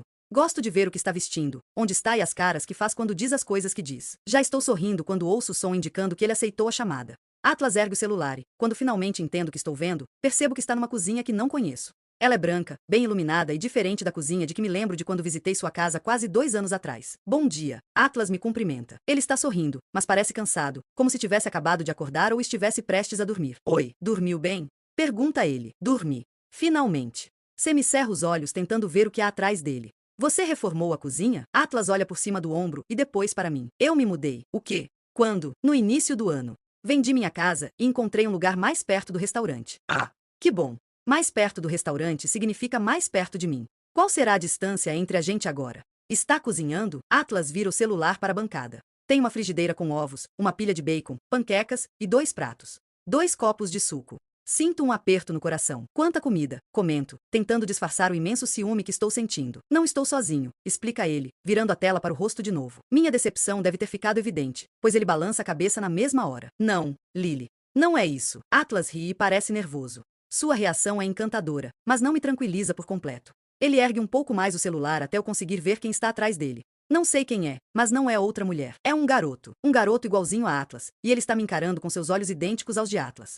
Ele tem um filho e eu não sei? O que está acontecendo? Ela acha que sou seu filho, diz o menino. Você está apavorando ela. Na mesma hora, Atlas vira o celular para o próprio rosto. Não é meu filho. É meu irmão. Irmão? Atlas move o celular para que eu veja seu irmão de novo. Diga oi para Lily. Não. Atlas revira os olhos e me encara como que se desculpando. Ele é um pouco babaca. Justifica. Bem na frente do irmão caçula. Atlas. Sussurro, chocada com tudo que está sendo dito. Está tudo bem. Ele sabe que é babaca. Vejo o menino rir atrás dele. Então percebo que ele sabe que Atlas está brincando. Mas também estou confusa. Eu não sabia que você tinha um irmão. Nem eu. Descobri ontem à noite, depois do nosso encontro. Penso na noite de ontem e em como ficou óbvio que ele estava chateado com a mensagem que recebeu, mas não fazia ideia de que era uma questão familiar. Acho que isso explica porque a mãe estava tentando falar com ele. Pelo jeito, você tem muito que resolver hoje. Espere, não desligue ainda, pede ele. Atlas sai da cozinha e vai para outro cômodo para ter privacidade. Fecha a porta e se senta na cama. Os pãezinhos só ficam prontos em 10 minutos. Posso falar? Nossa! Panquecas e pãezinhos. Que menino de sorte! Meu café da manhã foi café preto. Atlas sorri, mas é um sorriso fraco. Ele parecia de bom humor na frente do irmão, mas agora que estou sozinha com ele, percebo o estresse na maneira como está se portando. Cadê M? Pergunta. Minha mãe vai ficar com ela por algumas horas. Quando ele nota que nós dois não vamos trabalhar e que não estou com M, ele suspira como se estivesse desanimado. Então está com o dia de hoje livre? Tudo bem, a gente vai fazer tudo devagar, lembra? Além disso, não é todo dia que você descobre que tem um irmão mais novo. Atlas passa a mão no cabelo e suspira. Era ele que estava vandalizando os restaurantes. Isso me surpreende. Preciso ouvir o resto da história. Foi por isso que minha mãe tentou me ligar na semana passada. Ela queria saber se ele tinha falado comigo. Agora me sinto mal por ter bloqueado o número dela. Não tinha como você saber. Estou de pé no meio da sala, mas quero estar sentada para esta conversa. Vou até o sofá e deixo o celular no braço dele, apoiando no suporte de dedo. Ele sabia sobre você? Atlas assente. Sabia, e achava que eu sabia da existência dele, e é por isso que estava descontando a raiva nos meus restaurantes. Tirando os milhares de dólares que me fez gastar, ele me parece um bom menino. Ou pelo menos parece ter potencial para ser um bom menino. Sei lá, ele passou pelas mesmas merdas que eu com minha mãe, então não sei como isso o afetou. Sua mãe também está aí? Atlas balança a cabeça. Ainda não contei para ela que o encontrei. Falei com um amigo que é advogado e ele disse que, quanto mais cedo eu contar, melhor. Assim ela não vai poder usar isso contra mim. Usar isso contra ele? Você quer tentar obter a guarda dele? Atlas assente sem titubear. Não sei se é o que Josh quer, mas não consigo aceitar outra opção. Sei o tipo de mãe que ela é. Ele mencionou que queria ir atrás do pai, mas tinha ainda pior do que minha mãe. Você tem algum direito como irmão dele? Atlas balança a cabeça. Somente se minha mãe deixar que ele mor comigo. Não estou nada afim de ter essa conversa. Ela vai negar só para me irritar, mas... Atlas suspira fortemente. Se Josh ficar com ela, não vai ter nenhuma chance na vida. Ele já é mais calejado do que eu era com aquela idade. Mais raivoso. Fico com medo do que essa raiva pode virar se ele não tiver alguma estabilidade na vida. Mas não sei se consigo fazer algo assim. E se eu fizer mais merda com ele do que minha mãe? Isso não vai acontecer, Atlas. Você sabe que não. Ele aceita meu consolo com um sorriso rápido. É fácil para você dizer isso. Você leva muito jeito para cuidar da sua filha. Eu apenas sei fingir bem, admito. Não faço ideia do que estou fazendo. Nenhum pai ou mãe sabe. Todos nós sofremos de síndrome do impostor e nos viramos como dá a cada minuto do dia. Porque isso é reconfortante e apavorante ao mesmo tempo. Você acabou de resumir a paternidade e a maternidade em uma frase. Atlas expira. Acho melhor eu voltar e conferir se ele não está me roubando. Eu te ligo mais tarde, tá? Tudo bem. Boa sorte. A maneira como Atlas articula silenciosamente a palavra tchau é sexy pra cacete. Quando encerro a chamada, me deito e suspiro. Adoro como me sinto depois de falar com ele. Atlas me deixa toda boba e energizada e feliz, mesmo quando a chamada é tão maluca e caótica como essa de agora. Queria saber onde ele mora. Eu passaria na casa dele só para fazer um delivery de abraço, assim como ele fez comigo na outra noite. Odeio o fato de Atlas estar lidando com isso, mas ao mesmo tempo fico feliz por ele. Não consigo imaginar sua solidão desde que o conheci, não tendo nenhum familiar em sua vida. E pobre criança. É a história de Atlas se repetindo, como se um único menino sendo tão maltratado pela mãe não bastasse. Meu celular apita, indicando uma nova mensagem. Sorrio quando vejo que é dele. Sorrio ainda mais quando vejo o tamanho da mensagem. Obrigado por ser a parte mais reconfortante da minha vida neste momento. Obrigado por sempre ser o farol de que eu preciso toda vez que me sinto perdido, quer você queira me iluminar ou não. Eu me sinto grato pela sua existência. Estou com saudade. Deveria demais ter te beijado. Estou cobrindo a boca com a mão quando termino de ler. Sinto emoções tão fortes que não sei como lidar. Sorte de Josh ter você na vida dele neste momento. Após alguns segundos, Atlas reage à mensagem com um coração. Então mando outra. E você tem razão. Deveria demais ter me beijado. Atlas reage com outro coração. 17 Atlas. Josh não confia em mim, mas vou vencê-lo pelo cansaço. Aposto que não confia em ninguém, então não vou levar para o pessoal. Se a infância dele tiver sido parecida com a minha, tenho certeza de que ele já endureceu bem mais do que qualquer menino de 12 anos deveria endurecer. Por mais que me olhe com desconfiança, posso ver que também está curioso a meu respeito. Ele não faz muitas perguntas, mas me observa de uma maneira que denuncia os milhares de perguntas que tem na ponta da língua. Por algum motivo, no entanto, Josh prefere guardá-las para si. Deve estar se perguntando por que peguei tão leve com ele ontem à noite, depois que descobri que era ele causando danos aos meus restaurantes. Também deve estar se perguntando por que eu não sabia da existência dele e como acabei com uma vida tão diferente da minha mãe e de Tim. Quaisquer que sejam suas perguntas, ele está tentando conter bastante suas expressões. Não quero constrangê-lo, então tenho falado mais enquanto ele toma o café da manhã. Não é tão difícil, pois as perguntas que tenho para ele são igualmente numerosas. Foi também por isso que não consegui dormir ontem à noite depois que enfim chegamos à minha casa. Fiquei alerta para ver se ele não ia tentar ir embora de fininho, e realmente me surpreendi quando vi que ele ainda estava aqui pela manhã. Por mais que minhas perguntas possam irritá-lo, lembro como é ter 12 anos. Tudo que eu queria era que alguém se interessasse por quem eu era, mesmo que fosse um interesse falso. Se a vida dele tiver sido parecida com a minha, ele passou 12 anos sendo ignorado, e não vou deixar que se sinta desse jeito na minha casa. Porém, tenho feito apenas perguntas fáceis, abrindo caminho para os assuntos mais difíceis. Josh come uma coisa de cada vez. Primeiro um pãozinho, depois o bacon. Ele está cortando as panquecas pela primeira vez quando digo: "Do que você gosta?" Tem algum hobby? Ele dá uma mordida, e uma das suas sobrancelhas se ergue um pouco, mas não sei se é por causa da comida ou da minha pergunta. Por quê? Quer saber por que estou perguntando do que gosta? Seu pescoço está rígido quando assente. Perdi 12 anos da sua vida. Quero te conhecer. Josh desvia o olhar e põe mais panqueca na boca. Mangá, murmura. Fico surpreso. Mas, graças a Tel, eu até que conheço mangá. Qual sua série favorita? One Piece. Ele balança a cabeça, pensando melhor. Não, deve ser Chainsaw Man. É só até aí que consigo chegar na conversa sem parecer ignorante. A gente pode passar numa livraria mais tarde se você quiser. Ele assente. As panquecas estão gostosas. Obrigado. Observo dar um gole no suco. E, enquanto coloco o copo na mesa, ele diz: "Do que você gosta?" Ele vira a cabeça para o prato. Além de cozinhar, não sei responder. Passo a maior parte do tempo nos restaurantes. Gasto o tempo que me sobra fazendo concertos pela casa, lavando roupa, dormindo. Gosto de assistir ao canal de culinária. Josh dá uma risadinha. Que parada mais triste. Por quê? Eu falei além de cozinhar. É uma pergunta mais difícil do que imaginei. Agora que sou eu que tenho de responder. Gosto de museus. Acrescento. E de ir ao cinema. E de viajar. Só não faço nada disso. Porque está sempre trabalhando. Isso, como eu disse, que parada mais triste. Ele se inclina por cima do prato para comer outra garfada de panqueca. As perguntas para nos conhecermos melhor não estão funcionando. Então vou direto ao ponto. Por que vocês brigaram? Ele dá de ombros. Na metade do tempo, nem sei qual foi a merda que eu fiz. Ela apenas se irrita sem motivo. Sei como é, deixo comer mais um pouco antes de fazer outra pergunta. Onde você estava dormindo? Josh não me olha. Ele empurra a comida no prato por um instante. Depois diz: "No seu restaurante."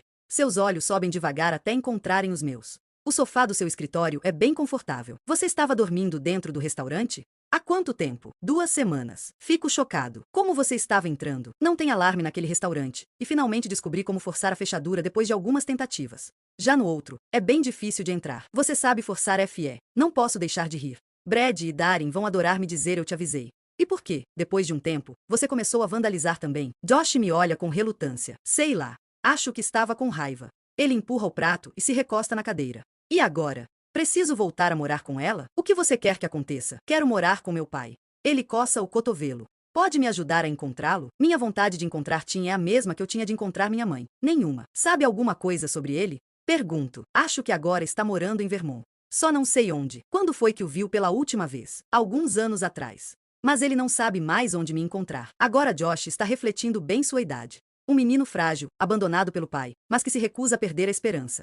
Não quero ser a pessoa que acaba com ela, então apenas concordo. Está bem, vou ver o que posso fazer. Mas, por enquanto, preciso avisar a sua mãe que você está bem. Preciso ligar para ela. Por quê? Se eu não ligar, isso pode ser considerado sequestro. Não se eu estiver aqui por vontade própria. Mesmo que você esteja aqui por vontade própria. Você não tem idade para decidir onde quer morar, e no momento é sua mãe que tem sua guarda. Ele fica nitidamente irritado.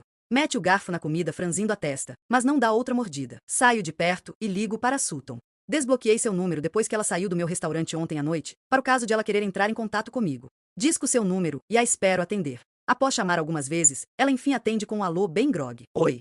Eu o encontrei. Quem está falando? Fecho os olhos rapidamente enquanto espero que ela acorde e lembre que o filho está desaparecido. Após alguns segundos de silêncio, ela diz: Atlas. Isso. Encontrei Josh. Ouço um ruído do outro lado da linha, como se ela estivesse saindo da cama. Onde ele estava? Não quero responder. Sei que ela é a mãe de Josh, mas me parece que o paradeiro dele não é da sua conta, o que é uma opinião incomum de se ter. Não sei onde ele estava, mas agora está comigo. Escute. Queria saber se ele não pode passar um tempo aqui comigo. Talvez isso te desse um descanso, não? Quer que ele fique com você? A maneira como ela enfatiza a última palavra me faz estremecer. Vai ser bem mais difícil do que imaginei. Ela é o tipo de pessoa que briga só por brigar, independentemente do resultado que queira. Eu poderia matriculá-lo em uma escola e me certificar de que ele frequente as aulas. Ofereço. Você não precisaria se preocupar mais com isso. Ela faz uma pausa como se estivesse considerando a alternativa. Mas que mártir você é, resmunga. Traga-o de volta. Agora. Ela desliga. Tento ligar de novo 3 vezes, mas ela encaminha chamadas para a caixa postal. Isso não me pareceu muito promissor, comenta Josh. Ele está parado na porta da cozinha. Não sei o quanto da conversa escutou, mas ao menos não conseguiu ouvir o que Sutton disse. Guardo o celular no bolso. Ela quer que você volte hoje. Mas amanhã eu ligo para um advogado. Posso até ligar para o maldito conselho tutelar se você quiser. Só que não tem muita coisa que eu possa fazer num domingo. Os ombros de Josh despencam quando digo isso. Você pode pelo menos me dar seu número? Pede, como se tivesse medo de eu dizer não. É claro. Não vou abandoná-lo agora que sei que você existe. Josh mexe num buraco na manga da camisa, evitando fazer contato visual comigo, enquanto diz: entendo se estiver com raiva de mim. Você morreu numa grana por minha causa. É verdade, respondo. Aqueles croutons custaram uma fortuna. Josh ri pela primeira vez nesta manhã. Cara, aqueles croutons estavam gostosos pra caralho. Solto um gemido. Não diga essa palavra. O Risemore Inn fica do outro lado de Boston. Demoramos 45 minutos no trânsito para chegar até lá, e nem é dia útil. Quando entramos no estacionamento, Josh não sai do carro na mesma hora. Ele apenas fica sentado em silêncio no banco do passageiro, encarando o hotel como se fosse o último lugar onde quisesse estar. Preferia não ter que trazê-lo de volta para a mãe, mas liguei para meu amigo advogado de novo após falar com Sutton. Ele disse que, se eu quiser fazer tudo certo, sem que ela tenha argumentos para usar contra mim, tudo que posso fazer é levá-lo de volta. Depois, se eu quiser resolver a questão judicialmente, ele disse que vou precisar arranjar um advogado e entrar na justiça. Tudo que for feito fora do âmbito da justiça pode me prejudicar. Pelo jeito, não se pode sequestrar o próprio irmão, mesmo que você saiba que ele está correndo perigo. Queria explicar tudo isso para Josh com mais detalhes, para mostrar que não estou apenas largando com ela, mas ele está tão cismado em morar com o pai que nem sei se quer morar comigo. E não sei se estou preparado para criar um irmão mais novo, mas, enquanto eu estiver vivo, nem a pau que posso deixá-lo sob a guarda daquela mulher sem pelo menos tentar. Até eu resolver o que fazer em seguida. Não quero que ele se encontre numa situação em que não tenha o que comer ou não tenha dinheiro para pagar mais diárias do hotel. Tiro a carteira e lhe entrego um cartão de crédito. Posso confiar em você com isto aqui? Josh olha o cartão na minha mão, e seus olhos se arregalam um pouco. Não sei por que você faria isso.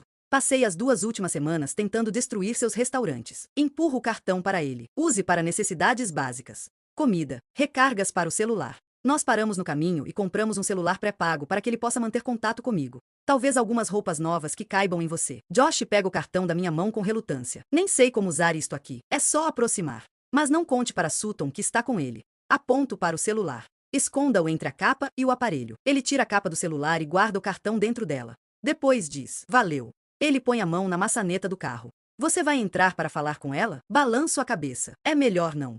Acho que isso só a deixaria ainda mais irritada. Josh suspira e sai do carro. Nós nos entreolhamos por alguns segundos antes de ele por fim fechar a porta do veículo. Fico me sentindo o maior babaca por trazê-lo para cá. Mas preciso fazer isso da maneira certa. Se não o trouxesse de volta, ela poderia me denunciar. E como a conheço, ela provavelmente faria isso. É melhor eu apenas deixá-lo aqui hoje, assim que a semana começar amanhã, fazer ligações e ver que providências posso tomar para que ele vá morar comigo. Sei que se Josh ficar aqui com ela, ele não vai ter nenhuma chance na vida.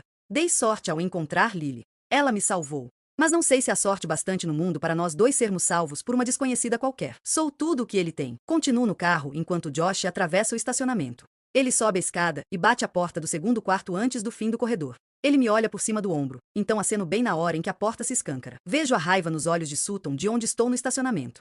Ela começa a gritar com ele na mesma hora. E depois dá um tapa na cara dele. Minha mão está na maçaneta da porta antes mesmo que Josh tenha tempo de reagir ao tapa. Agora a mão de Sutton está agarrando o braço dele, puxando para dentro do quarto do hotel. Estou a vários metros de distância do carro quando vejo tropeçar na soleira da porta e sumir para dentro do quarto. Subo 2 degraus de cada vez, com o coração em disparada.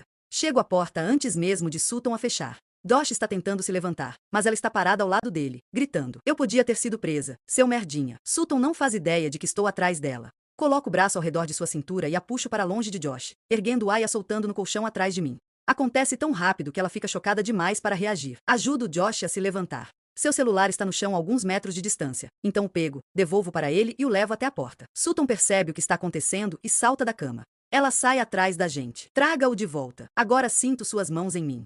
Ela está puxando minha camisa, tentando me fazer parar ou me afastar para poder pegar Josh. Peço que ele siga em frente. Vá para o carro. Ele continua se dirigindo à escada, então paro de andar e me viro para ela. Ela inspira rapidamente pela boca após ver a fúria absoluta nos meus olhos. Depois bate as palmas no meu peito e me empurra. Ele é meu filho. Grita ela. Vou chamar a polícia. Solto uma risada exasperada. Quero lhe dizer para chamar a polícia. Quero gritar com ela. Mas, acima de tudo, quero tirar Josh de perto de Sutton. Só por cima do meu cadáver que ela vai arruinar a vida dele. Não tenho energia para lhe dizer nada. Ela não merece minhas palavras. Simplesmente vou embora, deixando-a gritando como fazia antigamente. Josh já está no banco da frente do carro quando volto. Bato a porta e agarro o volante com ambas as mãos antes de ligar o carro. Preciso me acalmar antes de dirigir. Ele parece estranhamente calmo considerando o que acabou de acontecer. Fico pensando se essa não costuma ser uma interação comum entre os dois, pois nem ofegante ele está. Não está chorando. Não está xingando. Está apenas me observando, e percebo que talvez ele vá se lembrar da minha reação neste momento pelo resto da vida. Deslizo as mãos pelo volante e respiro com calma. A bochecha de Josh está vermelha, e tem um pequeno corte sangrando em sua testa. Pego um lenço de papel no porta-luvas e o entrego a ele. Depois viro o visor para que saiba onde limpar. Vi quando ela te deu tapa, mas de onde veio esse corte? Acho que bati no rack da travessa. Muita calma, Atlas. Dou a ré e saio do estacionamento. Talvez a gente deva passar em um pronto-socorro para dar uma olhada no seu corte, para garantir que não é uma concussão. Está tudo bem. Eu geralmente sei quando é uma concussão. Ele geralmente sabe? Cerro os dentes assim que Josh diz isso. Percebo que não faço a mínima ideia do inferno pelo qual esse menino já passou, e que eu estava prestes a lançá-lo de volta nas chamas. É melhor garantir. Respondo. Mas o que eu quero dizer é melhor ter tudo documentado caso seja necessário provar os maus tratos dela posteriormente.